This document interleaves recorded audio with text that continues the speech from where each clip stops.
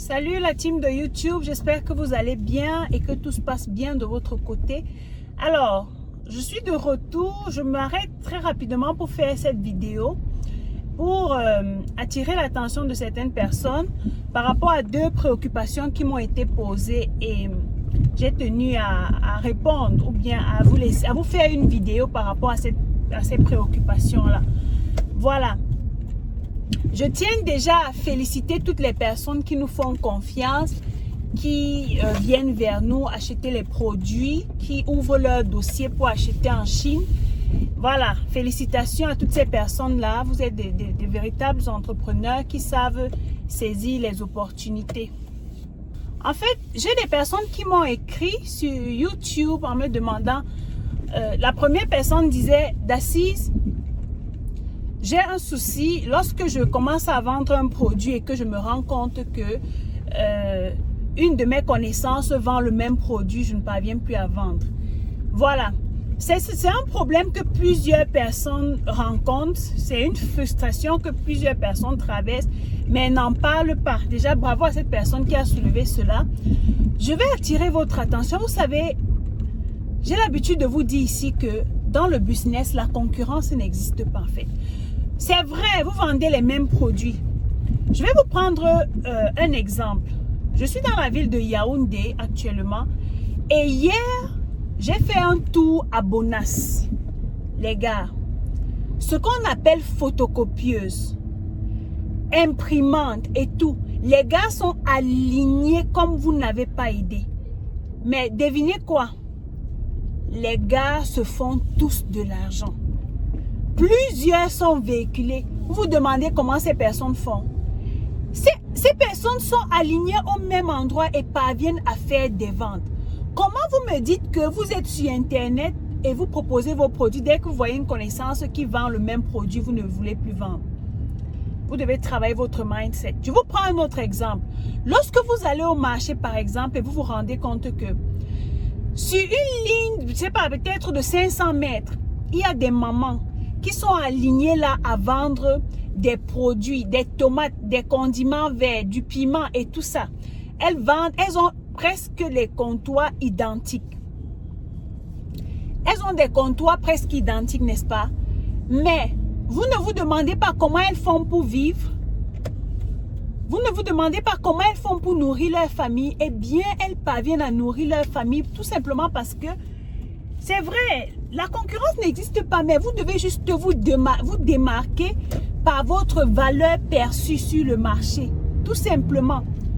Vous vous démarquez juste par votre valeur perçue. Comment vous accueillez vos clients? Comment vous considérez vos clients?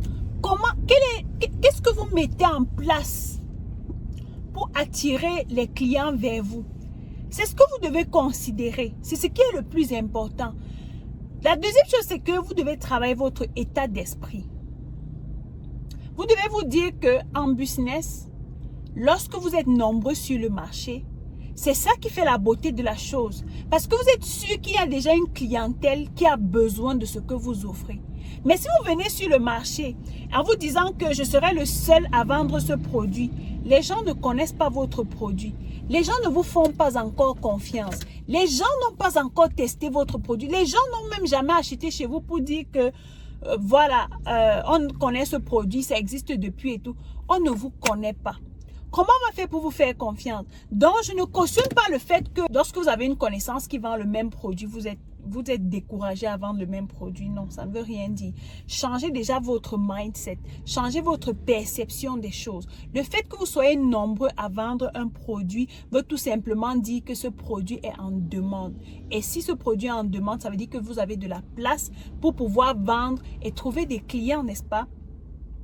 Il y a plusieurs personnes qui me demandent tout le temps, Dacize, comment tu fais pour pouvoir vendre les mèches et enseigner à tes abonnés comment vendre les mèches? Est-ce que tu n'as pas peur de la concurrence et tout ça? Non, je n'ai pas peur de la concurrence. Au contraire, si nous nous retrouvons plusieurs à vendre le même produit, ça veut dire que les clients qui vont acheter chez nous auront différentes expériences en fonction des personnes avec lesquelles elles vont décider de travailler. Et avec cela, elles seront mieux jugées En fait, quelle personne accueille mieux, quelle personne sait plus. En fait, elles sauront comment mieux se positionner par rapport à leurs achats, en fonction de la qualité, en fonction de l'accueil et tout ça. La deuxième préoccupation que j'ai reçue toujours sur YouTube, c'était celle d'un jeune qui me disait, Dacize, comment faire lorsque ma famille ne me soutient pas dans mon business? Vous savez, la plupart du temps, quand vous vous lancez dans un business, votre entourage, c'est votre premier détracteur. Croyez-moi. Dans peut-être 25%, on vous encourage. Mais dans la plupart des cas, soit c'est votre conjoint qui va vous déstabiliser, qui va vous décourager, soit ce sont vos parents qui vont vous dire non, tu dois continuer d'aller à l'école ou bien ce business ne va t'amener nulle part. Les autres ont fait, ils ont échoué, toi aussi tu vas échouer. Soit ce sont vos frères et sœurs qui vont vous dire Aka, tout ce que tu fais là c'est du flocon, ça ne sert à rien, tu ne pourras pas réussir dans ça. Aujourd'hui on a besoin des gens qui sont dans des bureaux et tout. Ce que vous ignorez c'est que ces personnes vous parlent de leur perception. Ces personnes vous parlent de leur frustration, de leur expérience, de ce qu'elles pensent. Elles ne sont pas dans votre tête pour savoir quelle est la vision que vous avez. Quelle est l'énergie que vous apportez à une activité pour lui permettre de fleurir. Qu'est-ce que vous êtes prêt à donner pour pouvoir voir votre business réussir? Ces personnes n'ont pas les mêmes motivations que vous. Ces personnes n'ont pas les mêmes engagements que vous. Comment est-ce qu'elles feront donc pour savoir si le projet va réussir ou pas? Ce que je vais te dire, toi, jeune garçon qui m'a écrit, je vais tout simplement te dire que, certes, la famille ne t'encourage pas. Je suis certaine qu'elle ne suit pas ce genre de vidéos, les vidéos que tu regardes ici sur cette chaîne. Elle ne suit pas... Elle ne lit peut-être pas des livres. Peut-être que tu as déjà eu à acheter mon livre Millionnaire grâce au e-commerce. Les membres de ta famille ne connaissent certainement pas l'entrepreneuriat. Peut-être ce sont tous des employés, des bureaucrates et tout ça. Mets-toi dans ta tête que vous n'avez pas la même vision. Tout ce que tu as à faire, c'est... Je vais te parler en anglais pour que ce soit plus pertinent. How bad do you want it? Jusqu'où es-tu prêt à aller? Qu'est-ce que tu es prêt à donner pour avoir ce que tu veux? C'est la question que tu dois te poser. Est-ce que tu es prêt à sacrifier tes nuits? Est-ce que tu es prêt à sacrifier tes amis? Quand je dis sacrifier tes amis, c'est que est-ce que tu es prêt à sacrifier tes moments de loisirs? Est-ce que tu es prêt à travailler 24 heures sur 24 pour voir ton projet réussir? Si tu es prêt à le faire, mais rien ne t'empêche.